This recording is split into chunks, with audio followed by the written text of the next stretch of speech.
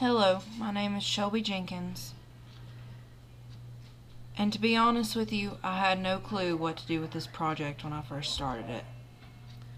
In the beginning, I thought my goal was to show that all forms of culture have values and traditions that have been passed down through the ages and the effects on how our children are raised and how they affect our family life.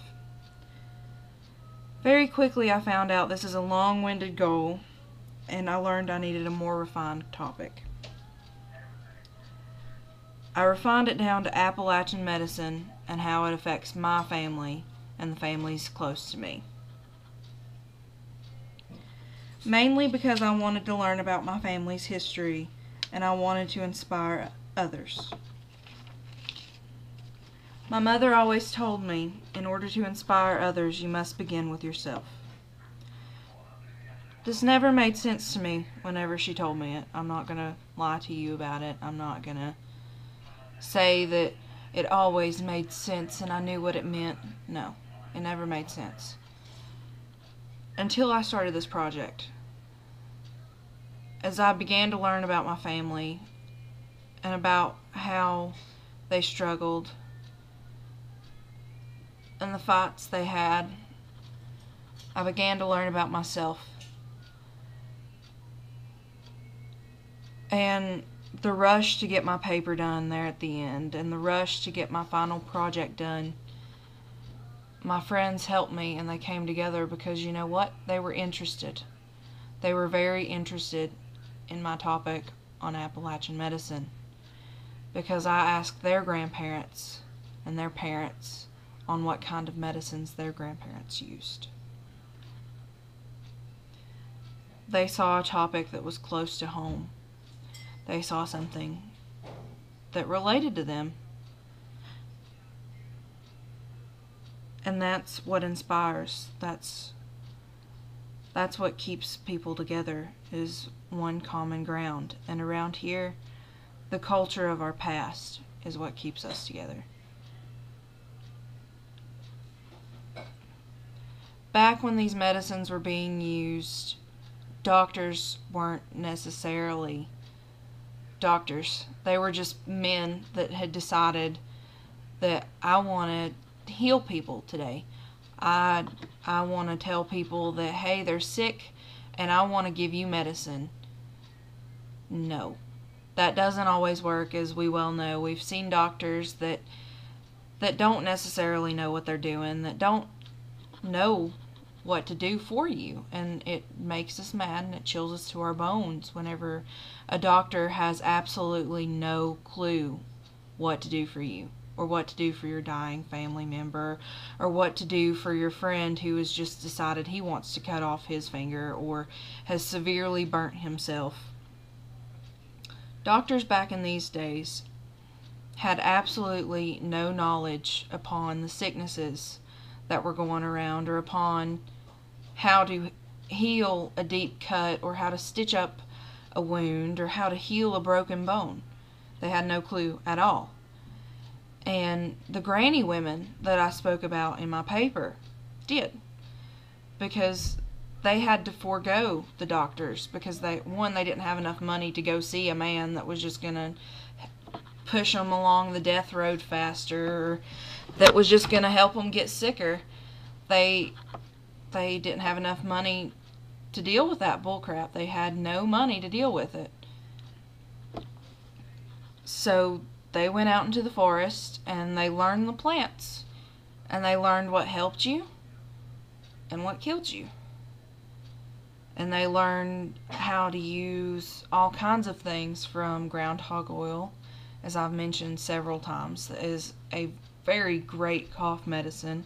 Tastes like absolute crap and it feels crazy going down your system, but it works. I hate to say it works, but it works. To black-eyed Susans. They used black-eyed Susans as cold medicines. It actually cleared up your sinuses.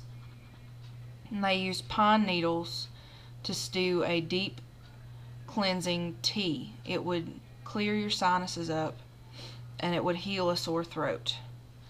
I've never personally tried this one, but my grandmother says it worked wonders. All these medicines and more I learned while sitting and just speaking with my grandmother. There's so much I've learned from just sitting and talking to her. It's just a wonder that I haven't done this before. She used ground ivy for what she called hivey children, which hives, as she calls them, are when a baby's pores start developing and they get those little bumps all over their body. She made a tea out of ground ivy and fed it to the baby, and it made their pores develop faster, and it made the hives go away. It made their skin clearer, and it generally made them healthier. Smelled terrible, probably tasted terrible too. I wouldn't remember it. She gave it to me, my mother said, but I don't remember that, and I'm kind of glad I don't. But as I was saying, doctors weren't used as much because they didn't have the knowledge that they needed. And money wasn't great, and transportation wasn't great either. So, as all these granny women were being used, independence was being taught. I was talking to my mother in between visits with my grandmother, and she said the way she learned her plants, because I'm a florist, and I learned my plants from my mom too. And the way she learned her plants was her mother sat her down with a root, or with a stem of a plant, or with a whole plant, roots and all, and said, okay, look at this. You look, this is a bloodroot. You look at this and you learn it. And she said she would sit there for sometimes an hour. It could be 5 minutes. It depends on how important that plant was to my grandmother. And she would sit there and look at that until she knew everything her grandmother or my grandmother, whoever was teaching her, decided that she needed to know about it. And then she would take that plant away, and it would be on to the next one. I wanted people to know about this for the blatant fact that I thought it was important. It's a part of my history, and I know it's a part of everyone who's from around here's history. Because, again, people were poor from around here. They couldn't afford doctors. They couldn't afford cars to get to the doctors that didn't have any clue how to fix you. They didn't know what was wrong with you in the first place. Independence was taught from this, and I think a lot of that is being handed down. I actually know a lot of that is being handed down through the ages. I'm so independent, it's backbreaking to anybody that tries to help me with anything.